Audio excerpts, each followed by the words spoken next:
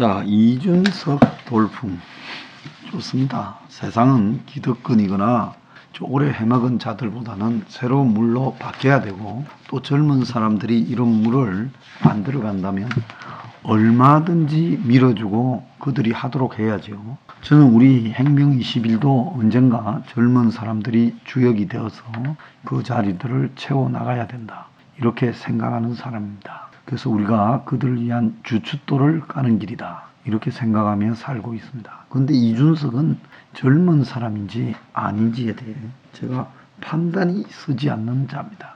자, 지금 오늘 아침 신문에 보면 월세가 급증해서 빈곤으로 내몰리는 청년 세입자, 이래가지고 젊은 사람들이 지금 주거 문제 때문에 엄청나게 고난을 겪고 있다는데, 이준석의 입에서는 그런 것들이 나오지 않습니다. 그냥 여성 남성 간의 싸움이나 나오고 추상적인 이야기만 난무하고 이미지에 의한 정치만을 생각하는 늙은입니다.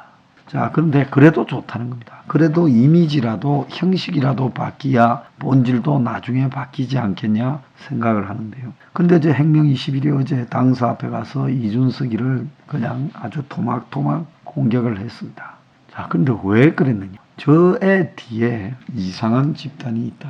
제가 이준석 뒤에 유승민, 김무성, 김종인 등이 있다, 여러 번 이야기를 했죠. 지금 오늘 중요한 기사가 하나 한겨레 신문에 났습니다. 좌파 언론이지만은 때로는 이런 팩트 관계에서 우파 보수 언론들이 보도하지 않는 일을 할 때도 있습니다. 조선일보가 절대로 이준석이가 김무성이 만나고 잡아뗀다, 이런 보도 안 하겠죠. 만난 적이 없다고 입 맞췄지만은 해동 이틀 뒤에 확인이 되었다. 윤석열 방한 등을 논의한 걸로 보인다. 이제 이준석이가 윤석열이 어쩔까 이런 방안까지 논의하는 모양입니다. 지난 30일 일요일이죠. 일요일 오전 8시 40분께 여의도의 한 주상복합 건물 앞에서 이준석, 김무성이가 함께 대화하며 걸어가는 모습이 포착됐다. 시간상으로 봤을 때 어디서 둘이 아침 먹으면서 이야기하고 나와가지고 가고 있는 모습일 거라고 봅니다. 이준석이가 대표 예비경선에서 1위 본선에 진출한 지 이틀 만이고, 광주 첫 합동연설회가 오후에 있는 날입니다. 일요일 오전에 인적이 드문 시간, 여의도 일요일 오전에 사람 없죠. 두 사람은 자신을 알아본 시민들에게 안녕하세요 인사까지 했다고 합니다. 예비 경선에 돌풍을 일으켰지만 당장 중진들의 강한 거부감이라는 장애물을 만난 이준석이 당내에 아직도 막강한 영향력을 행사하고 있는 김무성이를 만나서 언언을 한 장면이라.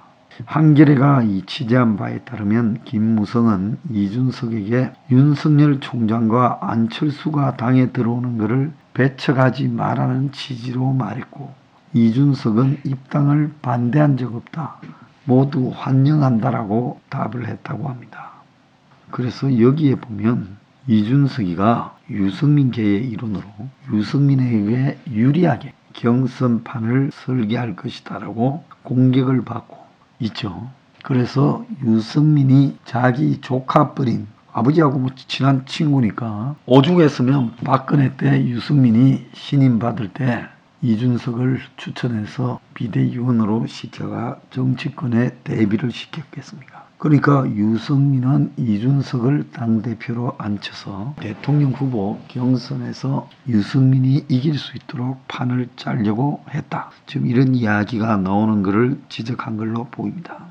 이런 부분에서 김무성이가 윤석열, 안철수도 포용하고 공정 경선을 강조했다. 그래서 야권 통합을 포함한 경선 방식을 의미했다, 이렇게 이제 김무성의 이야기가 나옵니다. 그런데 김무성의 진짜 속셈은 대선까지 가는 게 아니라 어떤 행태로든 기회가 왔을 때 개헌을 하는 거죠. 개헌을 해도 형식적인 대통령은 뽑으니까 김무성은 그때 적당히 둘러대려고 하고, 어쨌든 이준석이가 돼야 개헌에 유리한데 이준석이가 윤석열, 안철수를 배척하고 그리고 유승민을 이렇게 바라만 보고 있으면 김무성의 그랜드 플랜이 되지 않을 거라고 보고 그런 말을 들으면 계속 너를 지지해 주겠다. 이런 이야기를 하는 만남이었겠죠. 둘은 이 한겨레 취재의 만남을 부인했다. 김무성은 만났다고 누가 그러더냐. 만난 적 없다. 이준석은 김무성이 한번 보자 했는데 내가 서울 올라갈 시간이 없어 만나지 못했다.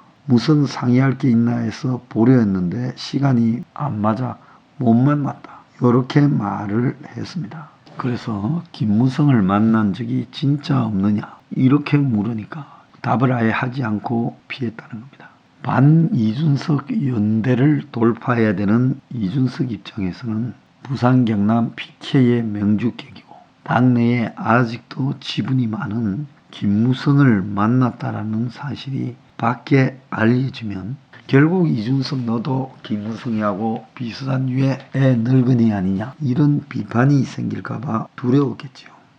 어제 토론회에서도 이준석이가 사무실을 없다 해놓고 유승민 사무실을 쓰고 있다. 이런 이야기에 대해서 논의가 제기됐습니다. 자, 그런데 정말로 웃기는 거는 지금 저 이준석 돌풍의 실체가 기껏해야 유승민, 김무성 그런 이 바깥에 있는 김종인 이런 자들이 가공시켜준 이준석의 이미지 이걸 가지고 당 대표를 해먹어서 저 당을 작살을 내겠다라는 목적이 있다면 이건 좀 가스로운 일이다 생각합니다. 저는 국민의힘이 솔직히 산산조각이 나고 깨져버려야 이 보수가 야당이 제대로 다시 태어날 수 있다 생각이기 때문에 저 당의 이준석이가 당대표가 되는 것도 개인적으로 나쁠 게 없다 생각합니다.